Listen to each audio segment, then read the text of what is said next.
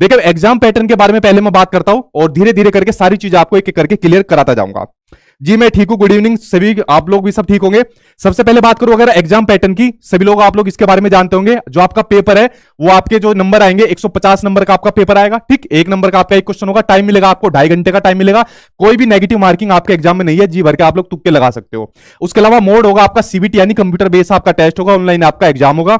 उसके अलावा पास होने के लिए 90 नंबर चाहिए और जो कैटेगरी वाले हैं वो आपके 82 चाहिए। लेकिन इन नंबर को छोड़ देना बिल्कुल, ये नंबर हमें मायने नहीं रखते। मैंने बताया ना, अपनी मेंटेलिटी आज से ही चेंज कर दो अपने बड़े टारगेट के लिए, बड़े स्कोर के लिए, वरना जो आगे जो वाले आपके एग्जाम रहेंगे उसमें वहां जाकर लुढ़क जाओगे, कुछ फायदा नहीं होने वाला। क्योंकि इतनी सालों से मैं सीटेट की तैयारी करा रहा हूं, पता नहीं कितने बच्चे पास हो गए हैं और कितने घर पर बैठे हुए, ठीक है। तो मैं नहीं चाहता स्टूडेंट इस तरीके की मेंटेलिटी के साथ आगे बढ़े, ठीक है। तो आपको मेंटेलिटी अभी से चेंज करनी पड़ेगी, ये वाली मेंटेलिटी मत रखना अभी कि बस पास हो जाए, ठीक है। तो मेंटेलिटी बड़ी रखनी पड़ेगी। वैलिडिटी जो सीटेट की है वो अब लाइफ टाइम हो गई है। उसके साथ एनसीटी का एक नोटिस भी आ चुका है कि अगर आप अपने टीचिंग ट्रेनिंग कोर्स के अंदर एनरोल करते हो, अगर आप अपने कॉलेज के अंदर पहला दिन भी आपने एडमिशन ले लिया और अपना सीटेट का एग्जाम पास कर लिया, तो भी आपका जो है सीटेट का जो सर्टिफिकेट है वो हमेशा के लिए लाइफ टाइम आपका वैलिड रहेगा।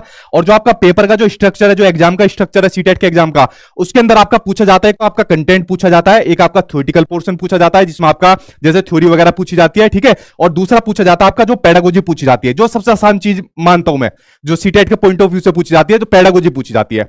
अब जो कंटेंट के लिए आपको क्या पढ़ना है और जो चीज मैंने आपको पढ़ा दी वो कहां से आपको कवर करनी है, और पेडागोजी के लिए आपको क्या पढ़ना है, इन सभी के ऊपर एक एक करके मैं आपको सारी चीजें बताता हूं, ध्यान से सुनते जाना। अगर आपने इस चीज को 1 महीने में भी फॉलो करा ना, तो देखना कितना बढ़िया स्कोर आप लोगों का आएगा। बस आपको समझती जानी है एक एक करके सारी चीजें, आज की वीडियो के अंदर मैं आपको बताता जाऊंगा। तो एग्जाम पैटर्न आई होप आपको पता चल गया होगा, बहुत से बच्चों को पता भी होगा। ये थोड़ी सी नजर एक बार और डाल लीजिए इस बेसिक जानकारी के ऊपर। जो आपके पेपर होते हैं, पेपर 1 आपका 150 का आता है, पेपर 2 भी 150 का आता है। पेपर 1 के सब्जेक्ट आपके सामने दिए हुए, सीडीपी 30 की, ईवीएस 30 की, मैथ 30 का, और 2 लैंग्वेज आपको दी होती है। कोई भी 2 लैंग्वेज आप लोग ले सकते हो। कुछ बच्चे कंफ्यूजन में रहते हैं कि मान लीजिए लैंग्वेज सेकंड के अंदर मान लीजिए हमने संस्कृत ले लिया तो आगे जाके क्या हमें कोई दिक्कत आएगी? कोई दिक्कत आपको नहीं आएगी। जो भी आप 2 लैंग्वेज लेना चाहे जिसमें कंफर्टेबल हो, तो 2 लैंग्वेज आप ले सकते हो। सीडीपी दोनों पेपर की सेम आती है, सिलेबस सेम है, कोई चेंज देखने को नहीं मिलता। दोनों लैंग्वेज जो दोनों पेपर की रहती है सेम होती है, कोई चेंज उनके अंदर देखने को नहीं मिलता। यहां पर ईवीएस मैथ आ जाती है, वहां पर सोशल साइंस आ जाती है, या कुछ बच्चे साइंस और मैथ ले लेते हैं, इतना डिफरेंस बस देखने को मिलता है।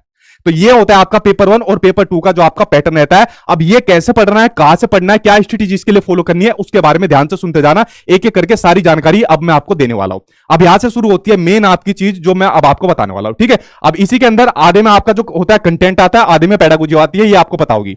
जैसे मान लीजिए आपकी सीडीपी है, इसमें 15 में कंटेंट आएगा और 15 में पेडागोजी आएगी। ये सारी जानकारी